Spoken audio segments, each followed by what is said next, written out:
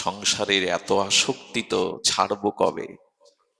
অতটা না হলে দ্বিতীয় লক্ষণ শুনুন সাধুর, এগুলিতে মিলিয়ে নেবেন। এরকম সাধু যদি পান তবে ভগবান পাওয়ার থেকে সৌভাগ্যবান মনে করবেন, ভগবান পাওয়ার থেকে সৌভাগ্যবান। দ্বিতীয় লক্ষণ কেমন জানেন? আম গাছের মতো হতে হবে সাধুকে। আম গাছে আংশিক দিয়ে তার পল্লব ছিঁড়ে আনে নিজের প্রয়োজনে, চিতায় পোড়ানোর জন্য ডাল কাটে, এরপর পাথর ছোড়ে আম পাড়ার জন্য। এত আঘাত, এত কষ্ট, এত যন্ত্রণা সহ্য করেও পাকা পরিপক্ক সুমিষ্ট অমৃত আম দিয়ে দেয় অন্যকে। এত লাথি ঝাঁটা, অপমান, কষ্ট, দুঃখ, যন্ত্রণা, অপমান সহ্য করেও যে জীবের জন্য ভাগবত অমৃত দান করে, অন্যের কল্যাণের জন্য নিজের জীবন উৎসর্গ করে, একেই বলে সাধু। সুখদেব গোস্বামীর পেছনে ধুলা মারা হচ্ছে, থুতু ফেলা হচ্ছে, পাথর ছোড়া হচ্ছে এই উলঙ্গ তেজদীপ্ত যুবককে দেখে। একজন বললেন, সুখদেব ভগবান কিছু বলছেন না ওদের? পাগল ভেবে থুতু ফেলছে, পাথর ছুটছে, কিছু বলছেন না ওদের? বলেন, ওই বৃক্ষটার দিকে তাকিয়ে দেখো, ওকেও তো পাথর ছোড়ে কাটে, ওকে অভিশাপ দেয়, তো বৃক্ষের থেকেও কি অধম আমি? একটা জিনিস বলি, যদি কেউ অপমান করে, যদি কেউ কটু কথা বলে, হেয় করে, একটা কথা বলবো, সাধু কি করে জানেন?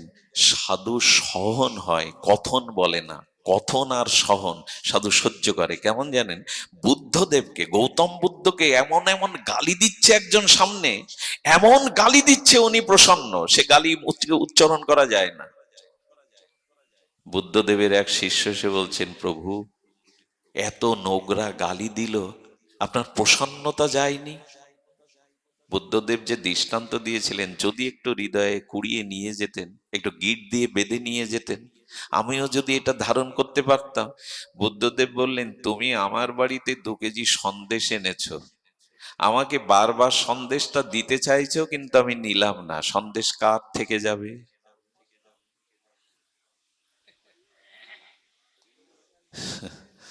যে গালিটা আমায় দিতে এসেছিল ওটা আমি নিলাম না, গালিটা যে দিতে এসেছিল তারই থেকে গেল।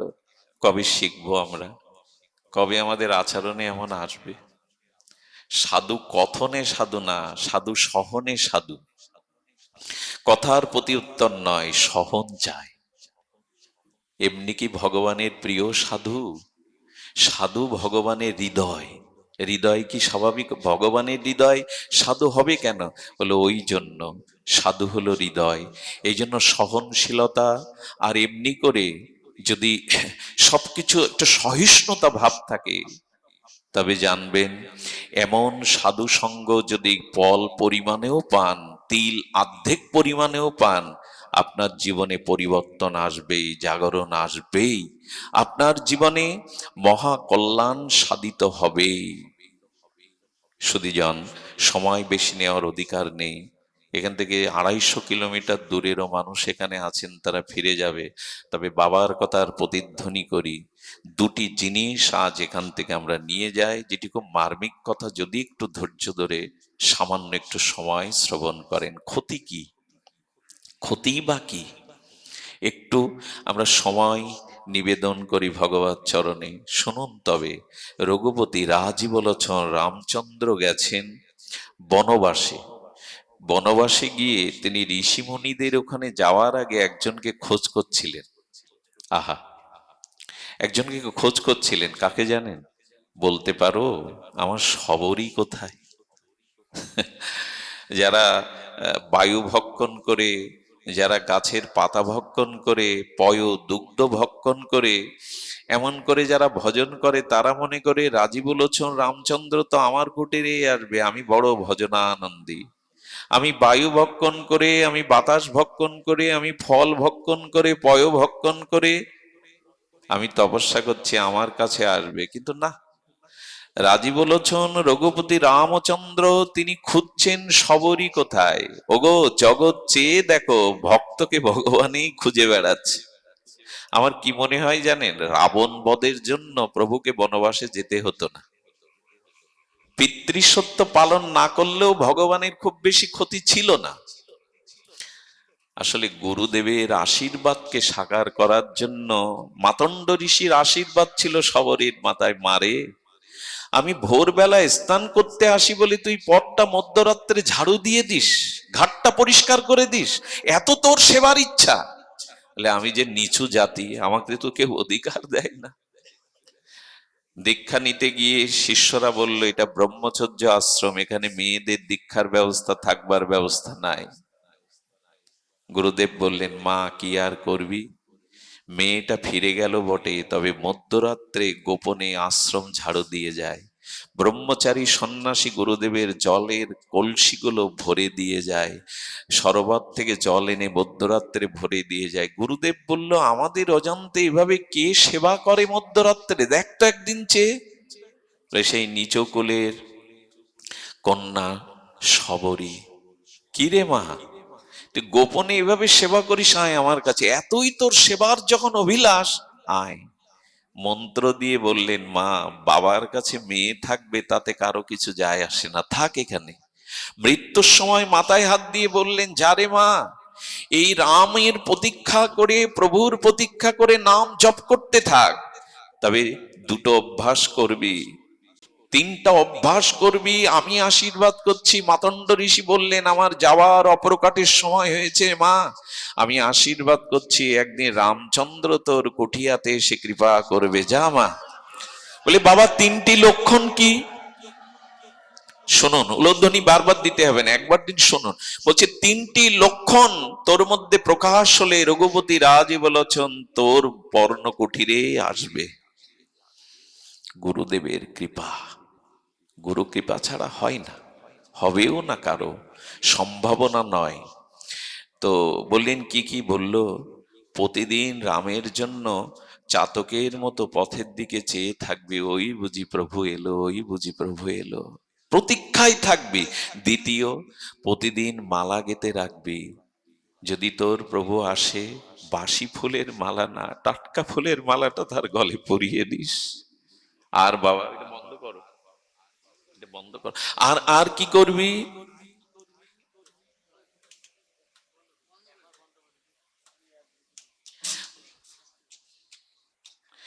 ভগবতের মধ্যে অন্য কিছু করতে নাই। আর কি করবি?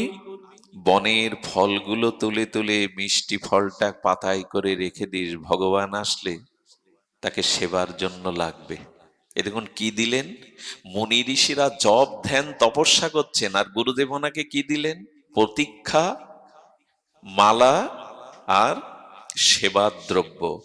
রামচন্দ্র দেখালেন তপস্যাতে, যাগ যজ্ঞতে, কুচ্ছ সাধনায় আমি সন্তুষ্ট হই না, হই সেবার দ্বারা, অনুরাগের দ্বারা, এতেই আমি সন্তুষ্ট হই। প্রভু সবর তার জন্য এত প্রয়াস, সেটি হলো এই সবরই চরণে লুটিয়ে পড়লেন প্রতীক্ষারত। তার প্রাণের প্রাণারাম, তার নয়নের অভিরাম এলেন বটে, তাকে তাকে সেই উচ্ছিষ্ট ফল খাওয়ালেন। ভগবান তো প্রেমের প্রেমের কাঙাল, সেই প্রেমযুক্ত অধরামৃত পেলেন, মালাও পড়লেন। সবরীর চক্ষু দৃষ্টি ফিরিয়ে দিয়ে শৃঙ্গার করে নিজ হাতে বৈকুণ্ঠেও পাঠিয়েছিলেন। কিন্তু যেটা বলবার অভিপ্রায়, সবরী আমাদের হয়ে একটি প্রশ্ন করেছিলেন, প্রভু তোমার চরণে ভক্তি প্রেম লাভের উপায় বলো। আচ্ছা, প্রেমময়কে পেয়েছে, তারপরে এই প্রশ্ন কেন? বলে প্রশ্ন সবরীর আমাদের জন্য, আমরা কি করে এমনি করে তাকে। ভক্ত কখনো নিজের কল্যাণের চিন্তা করে না, ভক্ত সর্বদা অন্যের কল্যাণেরই চিন্তা করে, বলে কি করে পাবো। এখানে রঘুপতি রামচন্দ্র যে তাকে প্রশ্ন করার আগে সবারই বলেছিল, বলেছিল জানেন, আমি হলাম আমি হলাম উপজাতিদের নিচু কুলম, তারপরে নারী জন্ম পেয়েছি, তা অধমা নারী, অধমেরও অধমেরও অধমারও আরো অধম নারী। বিদ্যা নেই, বুদ্ধি নেই, রূপ নেই, যৌবন নেই, শিক্ষা নেই, আশ্রম নেই, উপচার নেই। প্রভু বলো, আমি কি করে তোমার প্রেম পাবো, তোমার চরণ আশ্রয় করতে পারবো বলো। এই দেখুন, এই প্রশ্নগুলির মধ্যেই আমাদের মীমাংসা, আমাদের জেগে ওঠা, আমাদের জাগরণ, আমাদের স্মরণ স্মৃতি জেগে যাওয়ার প্রশ্ন করছেন প্রভু কিছুই তো নেই। আমি ডোমের কন্যা, উপজাতিদের কন্যা, আমার মুখও কেউ দেখে না, আমিও বাইরে যাই না যে আমার মুখ দেখলে কারো অকল্যাণ হবে কিনা। প্রভু হাসলেন, আপনাকে উপাধি দিলেন কি জানেন? খুব ধ্যান দিন, খুব মার্মিক কথা বললেন, ভামিনী পরমা সুন্দরী। বৃদ্ধা, কালো, কুচ্ছিত, নিচকুলদ্ধবা নারী জন্ম পেয়েছে, তারপরে তার কোনো বিদ্যা নেই, শিক্ষা নেই, কিছুই নেই, তাকে বললেন তুমি পরমা সুন্দরী। রাম বলছেন, কি বললেন? তুমি পরমা। আচ্ছা, ভুল বললেন না। রামচন্দ্র এরকম পদার্থ কুচ্ছিত, দেখতে তার এরকম জাতিদের কন্যা বললেন তোমার থেকে পরম সুন্দরী এ জগতে কেহ নাই। আবু ভুল বলেননি। ভুল বলেননি কেন জানেন? প্রভুর সাথে, ভগবানের সাথে জীবের সম্বন্ধ রূপের সাথে নয়। আচ্ছা বলুন তো, টাকার সাথে ভগবানের সাথে ভক্তের সম্বন্ধ? টাকার সাথে, বাড়ি গাড়ির সাথে, রূপের সাথে, কিসের সাথে? ভগবান বলছেন যেখানে ভক্তি, সেই ভক্তির সাথে আমার সম্বন্ধ। ভক্তি আমার কাছে সুন্দর, জগতে আর কিছু সুন্দর নয়। ভক্তি আমার কাছে সুন্দর, অন্য কিছু আমার কাছে সুন্দর হতে পারে না, হয়নি, হবেও না। বাইরে থেকে কারো বিচার করবেন না। যার ভিতরে যতটুকু শ্রদ্ধা ভক্তি আছে তিনি ততদিন ভগবানের প্রিয়, তিনি ততদিন সুন্দর। সবরই তোমার মতো অতীব পরমা সুন্দরী এই জগতে নাই। আচ্ছা, ভগবানের সাথে আমাদের সম্বন্ধ অন্য কিছুর সাথে নয়। আরো ধ্যান দিয়ে শুনুন, হনুমানকে প্রশ্ন করেছিলেন রঘুপতি রামচন্দ্র, তোমার সাথে আমার সম্বন্ধ কি? বুদ্ধিমন্ত হনুমান যে উত্তর দিয়েছিল বিস্ময়কর, প্রভু যদি জাগতিক দৃষ্টিতে ধরি আমি দাস, আপনি প্রভু। যদি আত্মা পরমাত্মা অংশী অংশের বিচার করি তবে আপনি অংশী, আমি অংশ। আর যদি পরমাত্মা তত্ত্ব বিচার করি আপনিও যা আমিও তাই, পরমাত্মায় ভেদ নেই।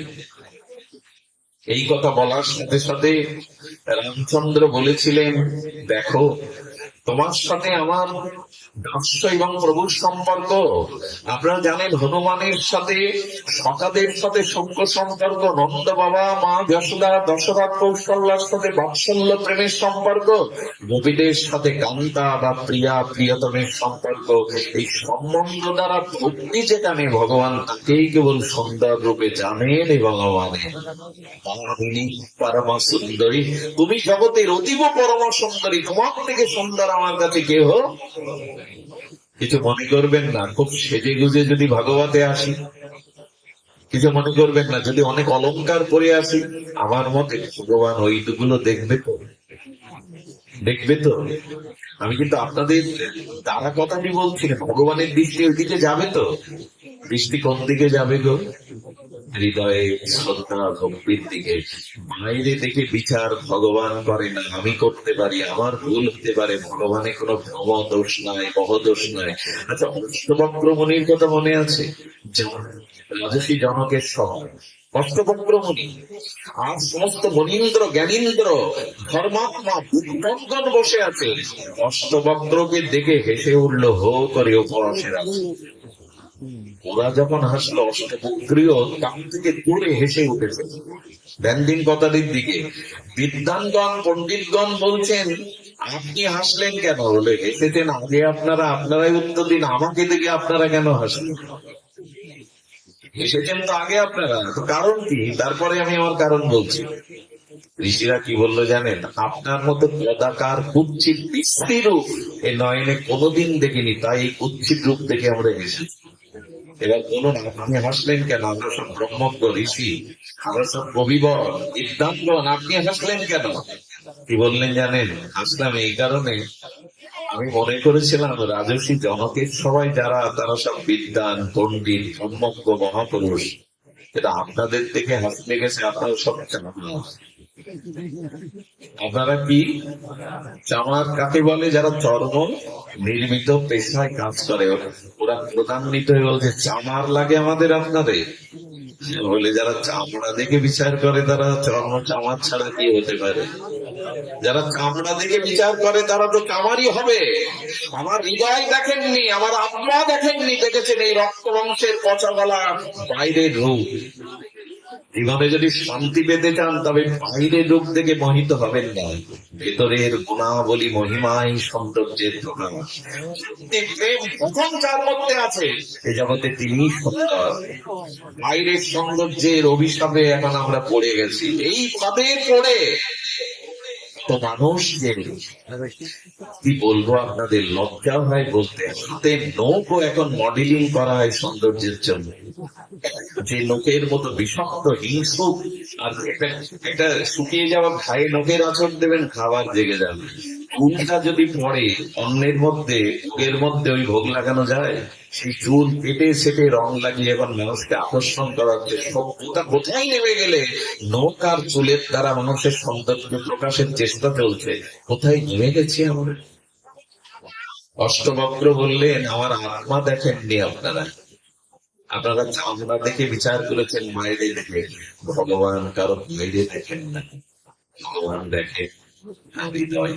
সবরই তোমার হৃদয়ের এই ভক্তি হলো আমার কাছে সুন্দর, অন্য কিছু জগতে আমার কাছে সুন্দর নয়।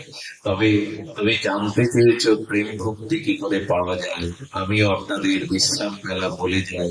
এই ধ্রুব সঙ্গীতের অন্তরাষ্ট্রে আপনাদের হৃদয় বিনতে যেন গেঁথে যায় এই সুর। বলেছিলেন প্রথম ভক্তি সন্ত সংজ্ঞা সবরই। আমাকে পাওয়ার, প্রেমকে পাওয়ার প্রথম সোপান, প্রথম সিঁড়ি, প্রথম আদ্য শ্রেষ্ঠ ভক্তির প্রথম প্রধান এবং প্রথম হলো সঙ্গমকাতর সংজ্ঞা। আমার প্রিয় ভক্তের সঙ্গই হলো প্রেম ভক্তি লাভে আদি এবং শ্রেষ্ঠ। প্রথম ভগতি সঙ্গমকাতর সংজ্ঞা। রামচন্দ্র নিজে ভগবান হয়ে এই উপদেশ দিচ্ছেন সবরই, আমার প্রেম ভক্তি লাভের প্রধান সোপান হলো আমার প্রিয় কোন শুদ্ধ ভক্তের সঙ্গ করা। সাধু সঙ্গ কাকে বলে কিছু মনে করবেন না। আমি যদি গিয়ে আগে গিয়ে উঠে কিছুটা রাজনৈতিক, কিছুটা সামাজিক পরনিন্দা পরচর্চা করে এবার চা বিস্কুট খেয়ে এসে ওই সব করে এসে বসবো, চা খেতে আপত্তি নেই, আমিও পাই মাঝে মাঝে, কিন্তু পরনিন্দা করবো, গল্প জুড়ে দেবো, সাংসারিক গল্প। সাধুসঙ্গ কাকে বলে শুনে নেই, যেখানে কৃষ্ণ কথা ব্যতীত, ভগবানের রূপ গুণ কথা ব্যতীত দ্বিতীয় কোন কথা উচ্চারিত হয় না, তাকেই বলে সাধুসঙ্গ। তার কারণ কি জানেন? দুধ আর জল মিশে যাবে, দুধ আর জল দুটোই পয়, দুগ্ধের নামও পয়, জলের নামও পয়। দুধ আর জল মিশেই যাবে, কাজেই লেগে যাবে, পরমান্নে হোক অভিষেকে হোক লেগে যাবে। কিন্তু দুধ আর জল আলাদা হয়ে যায় যদি ওতে একটু টক মিশিয়ে দেয়। যেই দিলেন ছানা হয়ে জলটা আলাদা হয়ে গেল। খবরদার পরনিন্দা পরচর্চায় টক যদি প্রেম ভক্তির জগতে মিশে যায় তাহলে ভগবান আর আপনি আলাদা হয়ে গেলেন। সহজে মেশা যায় কিন্তু আলাদা হয়ে গেলেন। টক দিলেই দুধ আর জল আলাদা। টক আর ঠক প্রতিশব্দ। এই যে অন্যের নিন্দা, অন্যের সমালোচনা, এই ঠক এসে গেল, ঠক এসে গেল ভগবান থেকে আপনি। এই জন্য আমরা সাধু সঙ্গে যা বলতে বুঝি তা নির্ভেজাল হরিকথা, হরিগুণ। এটা ছাড়া যেখানে অন্য কথা হবে না। ব্যাসপীঠে উঠেই যদি নিজের প্রশংসা, নিজের একেবারে গাথা বলতেই শুরু করি, এই করেছি তাই করেছি এই তমক, তাহলে আর হরিকথা হয়েছে, তাহলে আর হরিকথা হয়েছে শুধু জ্বর। এই জন্য বললেন সন্তনকা কর সংজ্ঞা। এই সাধু সঙ্গের মহিমা অপার, অপরিসীম। এই সাধু সঙ্গ যদি আমরা করতে পারি, আগে আমরা বলেছি দ্বিতীয় ভক্তির কথা বলে বিশ্রাম। দ্বিতীয় ভক্তি কি? প্রথম ভগতি সন্তনকা কর সংজ্ঞা, দ্বিতীয় মম কথারতি প্রসঙ্গা। রামচরিত মানসে তুলসীদার বলছেন দ্বিতীয় ভক্তি হলো আমাকে প্রাপ্তির, প্রেম প্রাপ্তির দ্বিতীয় উপায় হলো ওই সাধুমুখে আমার কথা প্রসঙ্গ শ্রবণ করা। বাবা বলে দিয়েছিলেন হরি কথা সাধুমুখে শ্রবণ করা, এটি হলো দ্বিতীয় ভক্তি লাভের উপায়। দ্বিতীয় ভক্তি লাভের উপায় হলো সাধুমুখে হরিকথা শ্রবণ। এই সাধনা আছে, যত সাধন দিগদর্শন মার্গ আছে, এটি সর্বোত্তম, শ্রেষ্ঠ। আর এই সাধুমুখে হরিকথার পরিণতি যে কোথায় যায়, ব্রজের একটা লীলা সামান্য একটু এই যে স্পষ্ট করে আমরা তাকে বিশ্রাম দেব, সেই লীলাটি হলো চন্দ্রাবতী। এটা যে আমার আমার হৃদয়কে বারবার বারবার ভিজিয়ে দেয়, স্নাত করে দেয়। ভোরবেলা শিশির বিন্দু যেমন দুর্বাঘাসের উপরে চকচক করে না, এই লীলাটিও আপনাদের হৃদয় এরকম যদি চকচক করে না, ওখানে দেখবে সূর্য এসে ওই শিশির বিন্দুর মধ্যে সূর্যকে দেখা যায়, দেয় না? আকাশের সূর্য যেমন চকচক করে, আপনিও ভগবানের প্রেম ভক্তিকে এই বিন্দুতে আটকে রাখতে পারবেন। তবে শিশুর তো শুকিয়ে যায়, এটা শুকাবে না যদি লীলা আপনার স্মরণে থাকে, মননে থাকে। সংগ্রামটি কে জানেন? যে ব্রাহ্মণ পল্লীতে গোপীরা ক্ষীর, ননি, ঘৃত এগুলো বিকিকিনি করতে আসে। আচ্ছা, একটা কথা মনে হয় না, ব্রজের নারীরা, রাধারানী, ললিতা, বিশাখারা দধি বিক্রি করতে মথুরায় আসতো কেন? ওদেরকে খুব দরকার ছিল বিকিকিনি করার?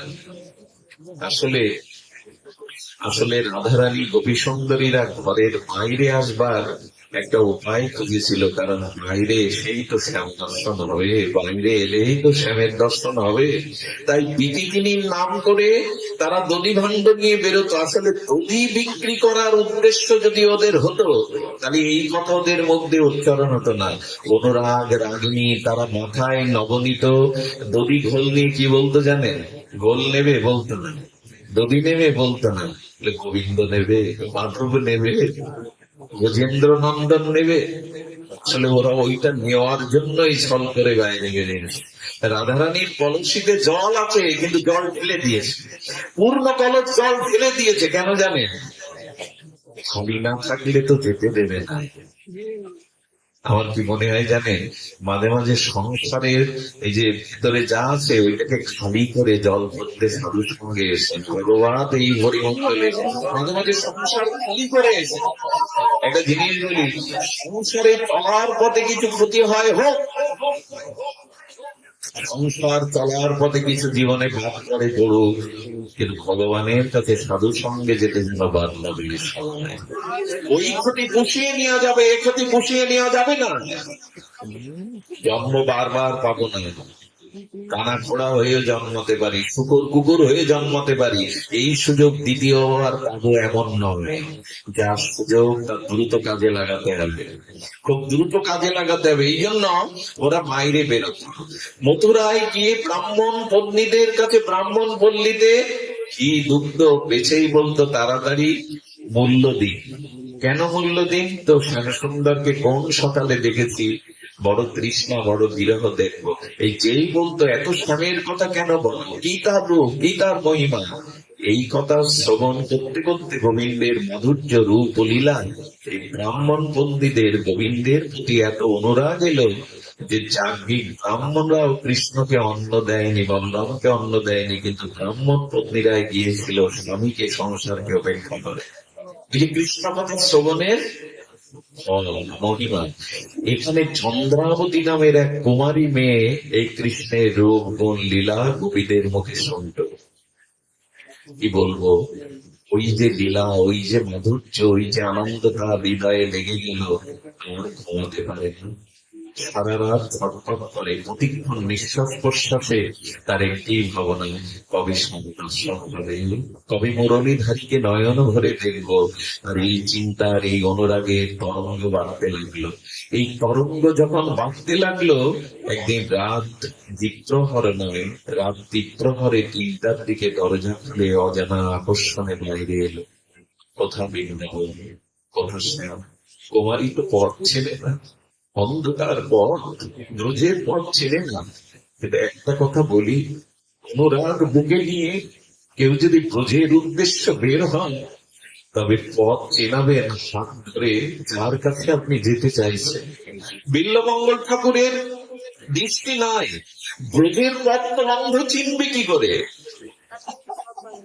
কিন্তু বিল্বমঙ্গল ঠাকুর জগৎকে জানিয়ে গেল, আমার হাত ধরে তুমি নিয়ে চলো সখা, আমি যে পত্র ছিলি না, বুঝির পর তোমার চরম দর্শনের কথা আমার জানা নেই, আমি বিষয় অন্ধ। কিন্তু তুমি তো পাচ্ছি না, তুমি হাত ধরো, তুমি হাত ধরে তোমার পথেই নিয়ে চলো। যারা তার পথে উঠে শ্রী গোবিন্দ তারই হাত ধরে তার সেই ব্রজ নিকুঞ্জ নিকেতনে নিয়ে যায়। এই জন্য আচার্যরা বলে রাধারানীর কৃপা ছাড়া ব্রজ দর্শন হয় না, রাধারানীর না ডাকলে ব্রজে যাওয়া যায় না। এটা তারই কেবল করুণা। বীরেন্দ্র সেই করুণা ধারায় আজকে চন্দ্রাবতী যেতে যেতে ব্রজে পৌঁছালো। কবে পৌঁছালো জানেন? সেই দিন করে পৌঁছালো যেদিন ভোরবেলাতে অপু রথে করে কৃষ্ণকে নিয়ে বিদায় নিয়েছে। এটা প্রকট লীলার কথা। যখনই কৃষ্ণ বিদায় নিয়েছেন, চন্দ্রাবতী ব্রজে এসে কি দেখলো জানেন? গাভীগুলোর মুখে তৃণ, কিন্তু তারা গিলে খাচ্ছে না। বাছুরগুলোর মুখে দুধ গাল দিয়ে পড়ে যাচ্ছে, ওরা দুধগুলো গিলতে পারছে না। সুখ শাড়িগুলো বৃক্ষের শাখায় বসে চোখের জল ফেলছে। প্রতিটি বৃক্ষের লতা পাতা গোবিন্দ বিরহে তারা শোকাহত।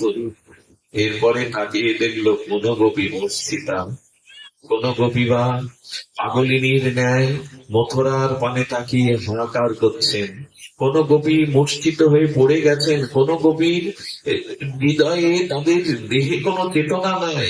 একটু এগিয়ে গিয়ে দেখে নন্দ পিতা পাষাণ প্রতিমার স্তম্ভের মতো দাঁড়িয়ে, চোখে তার জল শুকিয়ে গেছে। যশোদা আমার আচার কে পড়ে আমার লালা আমার কানাইয়া বলে কাঁদছে। ভক্ত চন্দ্রাবতী বলছে, বুঝেছি, আমি এলাম যেদিন সেদিনই তুমি বিদায় নিলে। এত প্রতীক্ষা, এত প্রত্যাশা, এত চোখের জল, এত অনুরক্ত আমি দেখতে পাবো না। কিন্তু ভজন পথে যারা ওঠে ভগবান তাদের বুদ্ধি দেন। সেই বুদ্ধিতে চন্দ্রাবতী কি বুঝলো জানে? তোমাকে পাইনি, আমি এলাম, আমার হলো শুরু, তোমার হলো শেষ। এর কারণ কি জানো গোবিন্দ? তোমাকে পাওয়ার থেকে বড় কোনো পাওয়া দেবে বলে আজকে আমি এসেছি, আর আজকে তুমি বিদায় নিয়েছো। ভজন করলে তার বুদ্ধিটা খুলে যাবে, ভজন করলে সে সবকিছুর মধ্যে ভগবানের করুণাকে কৃপাকে উপলব্ধি করতে পারে। আমি জানি এর থেকে বড় কিছু তুমি আমায় দেবে বলে। কি বড় কি জানেন? আজকের দিনে আমাকে এখানে এনেছো ব্রজবাসীদের সেবা করবার জন্য, তাদের বিরহে সান্ত্বনা দেওয়ার জন্য। তিনি গিয়ে মা যশোদাকে তুললেন, স্নান করিয়ে দিলেন, আর প্রতিবেশী ব্রাহ্মণ পল্লী থেকে পরমান্ন এনে একটু মুখে দিলেন।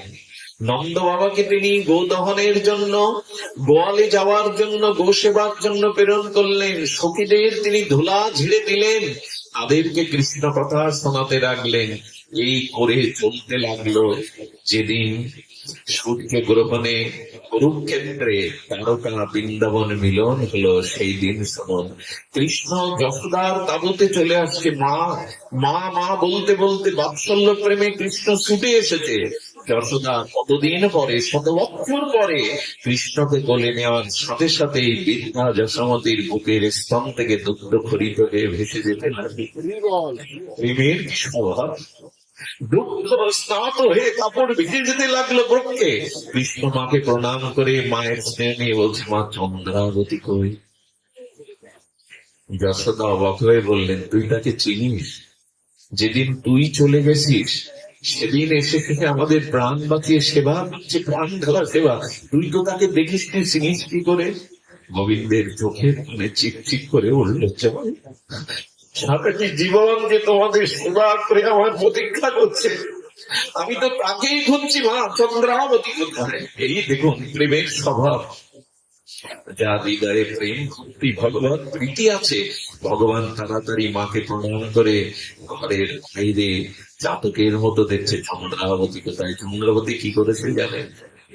1 বছর পরে তোমায় দেখবো, হে প্রাণারা, হে প্রিয়তম, খালি হাতে তোমার কাছে যেতে নেই।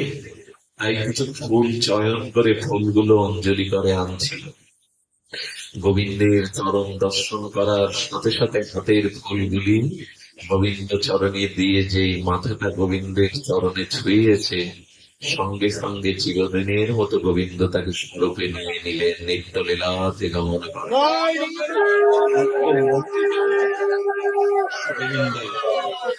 আজকে যার বিরহ তিথি আপনারা সকলেই জানেন, আজকে আমাদের প্রাতঃস্মরণীয় অষ্টতর স্মৃতি ছিল মুরারি মোহন দাস বাবাজির। আজকেই হলো তার বিরহ তিথি। আমরা দুপুরে অবশ্য উদযাপন করেছি, তবে একটু বলে যায়, এমন মহাপুরুষ আমাদের জগতে খুব কমই এসেছিলেন। তার চলে যাওয়ার সেই দিন আজ আমার মনে হয়। আজ বৃন্দাবনের প্রতিটি ধূলিকণায়, আজ বৃন্দাবনের প্রতিটি মহাত্মারা তাকে স্মরণ করছেন। সেই স্মরণের যে কৃপা, সেই কৃপার কথাটি মনে পড়ে। আপনারা জানেন 1435 সালে 15ই বৈশাখ দিনে দিবা 1:15 সবক্ষণে ফিরে যান তো ওখানে। শুক্রবার শ্রী বৃন্দাবনে শ্রী রাধা মুরারি মোহনে কি ঘটলো, চলে গেলেন প্রভুপাদের স্মরণে। বাবা বলেছিলেন, ওরে আমাকে আলতা পরিয়ে দে, আমাকে তোরা আলতা পরিয়ে দে। বাবাকে আলতা পরিয়ে দিয়ে একটা লাল ওড়নি দেওয়া হলো। ছবিটা মাঝে মাঝে ফেসবুকে দেয়। এই সেই ওড়নাটা পরিয়ে বাবা বলছে, সরে যা, ওই দেখ ঠাকুরা নিয়ে আসছে, ওই দেখ প্রিয়া যে আসছে, তোরা পথ ছেড়ে দে, ওই আমাকে ডাকছে। সেই অসুস্থ লীলাতেই অগ্নি করে প্রিয়াজিকে দর্শন করতে করতে চলে গেলেন। ওই রে চলে গেল রে, এমন আর আসবে না, এমন আর কোনদিন। আমাদের এই বিক্রমপুরের স্বর্ণগ্রামে এসেছিলেন তিনি। মহাপ্রভুর 2 জন পরিকর এই গ্রামে এসেছিলেন। মহাপুরুষের আবির্ভাব যে কোনো সেখানে হয় না। মহাপ্রভুর 2 জন পরিকরের এই স্বর্ণগ্রামে বিক্রমপুরে এসেছিলেন। তিনি ছোটবেলায় সিদ্ধান্ত নিয়েছিলেন সংসার নয়, এই বিশ্ব সংসারের ভার নেওয়ার জন্য তিনি এসেছেন। তিনি তখনকার দিনে যারা ভিক্ষায় বেরোতো, একটা করতাল হাতে করে নাম করতো, ওই নাম শুনলে তিনি নাচতেন, আনন্দ পেতেন। হরি নামে তার স্বাভাবিক রতিমতি। এরপরে তিনি ব্রজে গমন করে 3 কোটি প্রভুপাদের চরণাশ্রয় করে পেয়েছিলেন বৈষ্ণব সেবার। আমার সঞ্জয় দা একবার নবদ্বীপে বলেছিলেন, মোরারি বাবা রাজভোগ শুধু খাওয়াননি, অন্য ভোগ খাওয়াননি, অনেক চরিত, অনেক বিগ্রহ সেবা হয় না, মন্দিরের ইট খসে গেছে, শত শত মন্দিরকে পুনর্জীবন করে বিগ্রহ প্রতিষ্ঠা করে তিনি সেবা পূজা করেছেন। ভাবতে পারে 3 ঘন্টা 4 ঘন্টা বেদিনী কাঁপিয়ে কীর্তন করতেন। আমাকে 10 মিনিট কীর্তন করতে বললে, নৃত্য করতে বললে আমি পারবো না। 4 ঘন্টা নৃত্য করেছেন বেদিনী কাঁপিয়ে। কারা এরা? এরা নিকুঞ্জ মন্দিরের প্রেমদুয়ারের মধ্যের কোন সখী। এরা সাধারণ নয়। এসেছিলেন আক্ষেপ করে বলছেন, ওই নাম শুনে ছাড়লো পরাণ, নিতাইয়ের নাম শুনতে শুনতে পরাণ ছাড়লো মোরারি বাবার সেবাগত প্রাণ।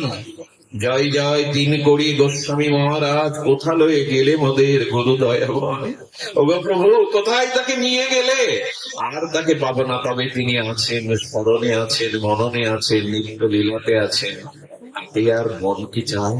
ওইরূপ দর্শন করলে সব দুঃখ ভুলে যেত। হ্যামিলনের বাসিয়ালার মতো কত যুবক, সহস্র যুবক তার পেছনে সব ত্যাগ করে জলাঞ্জলি দিয়ে চলেছে। ইনি রাধারানীর 3 কোটি। বাবা, তুমি 3 কোটি রূপে নিত্য লীলাতে আনন্দে মগ্ন থাকো। আমাদের প্রণাম না, আমাদের আশীর্বাদ করো, যেন আমরাও তোমার কৃপা আদর্শ নিয়ে এই ভজন পথে চলতে পারি। দন্য সেবা নাম নিষ্ঠায় তোমার আশীর্বাদে যেন আমাদের জীবনের মধ্য হয়ে বলা সেই পাগলটা, এর ক্ষমতা আছে বলবো, এর ক্ষমতা আছে বলবো। এই সম্মুখের দিনেও গোপালের আশীর্বাদ নিয়ে ও কি কাজটাই না করলো। পলাশের মতো ছেলে প্রতি গ্রামে জন্মায়, ওর মতো ব্যাকুলতা সকলের মধ্যে আসুক। কে সহযোগিতা করে যারা আজকের এই নির্মল ভগবত নিকেতন গড়ে তুলেছেন, তাদের চরণে বারংবার প্রণাম, তাদের চরণ ধুলি শিরে প্রার্থনা করি। সুরবৃন্দ, ওম নমো ভগবতে বাসুদেব। শ্রীমান মহাপ্রভুর করুণায় আজ এই মহতি ভগবত অনুষ্ঠান, যার জন্য জগতের সকল জীব সুখী হোক, সকলের অন্তরে ভক্তি শান্তি উদয় হোক, পরম করুণাময় গৌর সুন্দরের আশীর্বাদে প্রতিটি হৃদয় বর্ষিত। আসলে এই অনুষ্ঠানের উদ্দেশ্য নিবেদন করেছে সবার সুখ, সবার সমৃদ্ধি, সবার প্রেম ভক্তি। ওর জন্য প্রার্থনা করবেন। আজকের মতো হরিকথার এখানে বিশ্রাম। সমান্তর অনুরা আমাদের বাদাল শ্রী ওনারা আছেন, ওনারা